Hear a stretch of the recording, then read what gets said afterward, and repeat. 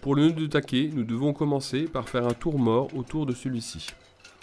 Ensuite, nous ferons deux demi-clés, une première demi-clé, une seconde demi-clé, et nous terminerons par une clé. Donc nous allons prendre le bout, le tourner sur lui-même, et le placer sur le taquet. On le serre.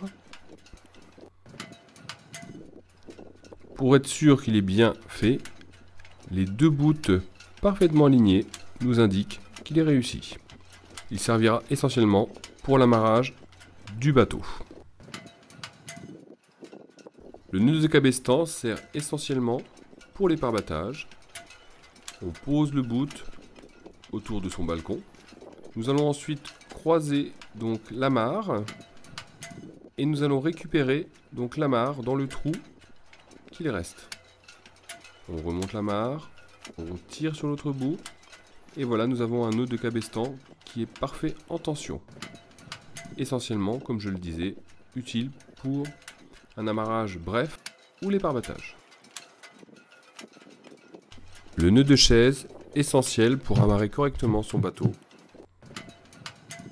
Il faut d'abord commencer par faire une boucle vers l'intérieur, vers soi. Ensuite, nous allons faire le tour donc, du balcon ou du taquet qui nous intéresse.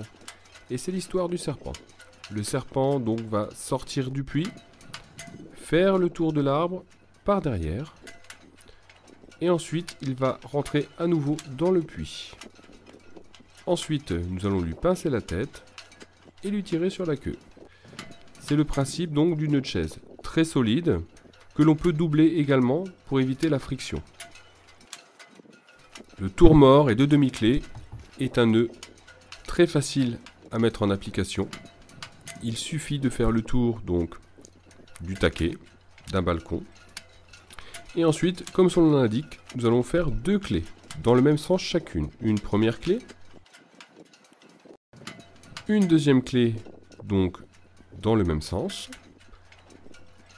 Le fait que les bouts soient parfaitement alignés au bout prouve qu'il est réussi.